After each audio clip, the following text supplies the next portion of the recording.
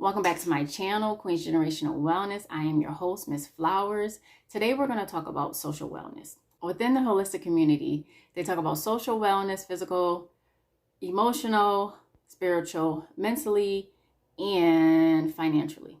Some people don't add financially in, but I think financially plays a big part of your holistic being self. But today we're going to talk about social wellness.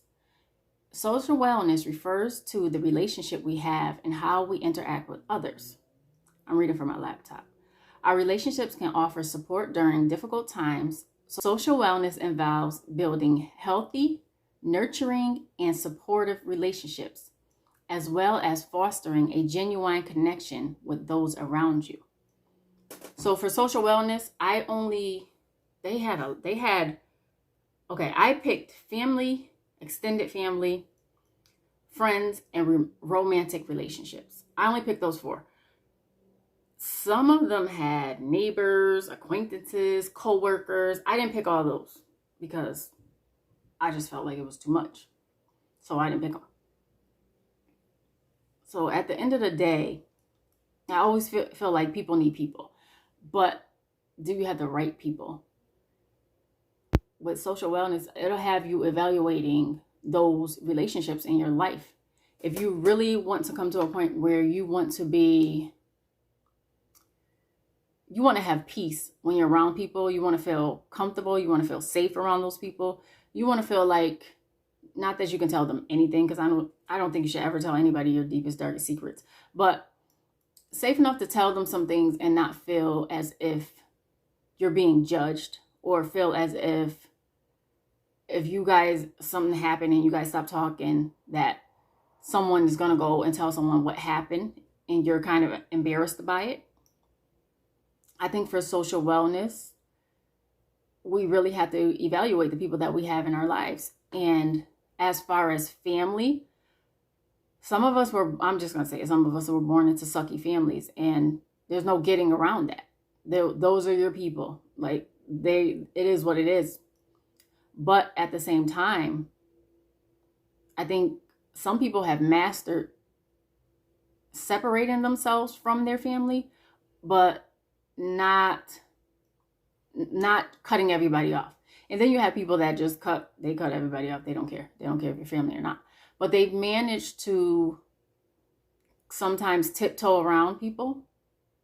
And I don't think anyone should ever have to tiptoe around or make themselves smaller than what they are because somebody else has a problem with it, or somebody else is toxic, or someone else is going to have something to say about what you're doing and how you're doing it. So when it comes to family, I've heard stories where people have to self-medicate. A lot of people probably already have it in their head that they're going to self-medicate just to be around their family. And I think that is so sad, because those are the people that you should feel the most comfortable with. But the only people you can change is you. But you can definitely change the people around you. So when it comes to family and extended family, you can't change them, but you can change how you operate around them. Maybe you want to go to a gathering and stay for a little while, make your rounds, talk to everybody, and then be out. Tell them you have other plans. I have other plans. Even if that plan is sitting home in your pajamas for the rest of the day. I don't feel you should have to be somewhere where you're not loved correctly, you're not respected, you're not treated as family. Even with friends, we can pick our friends. Some of us pick sucky friends and then complain about our sucky friends, when in reality, you pick them. Sooner or later, true colors are going to come out. True colors always come out, no matter what you do. I don't care if it's 2-3 years later, true colors are going to come out. So you have to self-evaluate and say, why am I choosing to be around this person? Why am I choosing to be around a so-called friend when in reality, you can make new friends?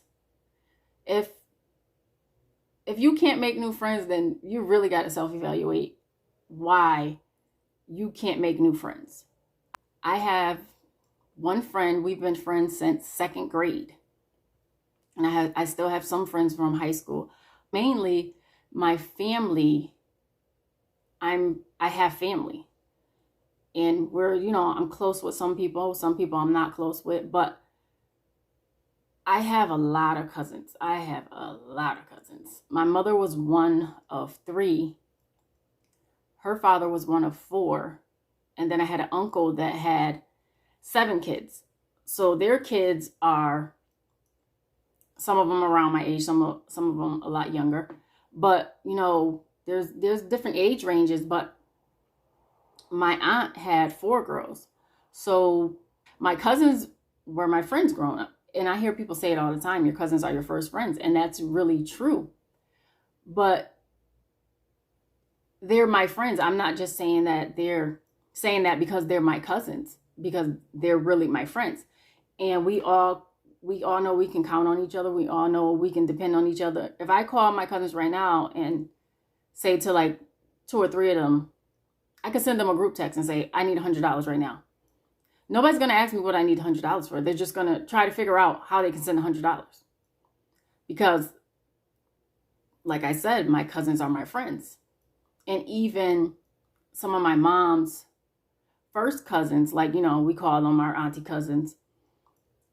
I can call them and I can call them and vent. I can call them and ask them for anything. And if they have it, they'll give it to me. So you really have to reevaluate the people that you want in your social circle. Say social circle 5 times fast. I was having such a time saying that. You got to reevaluate the people that you want around you. For me, I don't want to be around people who are 1, negative, 2, complaining, 3, talking about everybody else all the time. I don't want to be around that. I don't want to be around people that there's always some kind of issue. There's always something going on. There's always some kind of drama. I do not have time for that. Don't want to be around it. If I want drama, I have drama in my own life. I'll start my own drama, but I don't want to be around anybody else's drama. I don't want to be around drama at all. When it comes to how you're picking your people, you got to evaluate. When I know people that they hang with people and they can go to the grocery store and almost end up in a fight at the grocery store because of this person that they're with. And I'm like, you're in the grocery store. Like, it shouldn't. Go get your groceries and go home. It's not always a problem. Everywhere they take this person, there's always a problem. And I'm just like, I'm not doing it. I'm not coming around. And this is why a lot of times people, when you invite them somewhere, and they say, who all gonna be there? Because they know certain people, they know it's going to be some kind of issue at the end of the night, the middle of the night, or whatever. So my circle, besides my cousins, is very small. It's pretty small. And I'm fine with that. Because you don't need a lot of friends. What do they say? Quality over quantity. You don't need a lot of people. And even, the past couple of years, from 2020 to now, I've even made internet friends. And it's like people that are always saying, they don't got friends. Like, if you can't make internet friends, it's you. It's not everybody else. You got to think about that. And then we get to romantic relationships. A lot of times we see that red flag and we don't pay attention to it because we see the potential in someone. And it's great seeing the potential in someone, but if they don't see the potential in their self, you're kind of wasting it. You are wasting your time. And within romantic relationships, we really have to evaluate this person, because sooner or later, like I said before, the true colors are going to come out. You're going to see if they have road rage. You're going to see if they're rude to the waiter. You're going to see the red flags quickly, because after that mask falls off, you're going to see the person for who they are. And a lot of times I think we get stuck in romantic relationships because of the potential, and because, they weren't like this when I first met them. Of course they weren't. They were masking. They were hiding their true self. And that's okay. But when it gets to the point where you have no peace within this relationship, and that should be a place where you have peace, it's time to just cut it loose. And there's nothing, yes, people change, but at the same time, if they're not that person they were when you first met them, they were faking it the whole time. So you have to be strong enough to cut it off and not look back, so that when the right person comes around, you'll be ready for them. I'm going to leave it at that. Like, subscribe, hit the bell, share, all that YouTube-y stuff. And I'll talk to you guys later.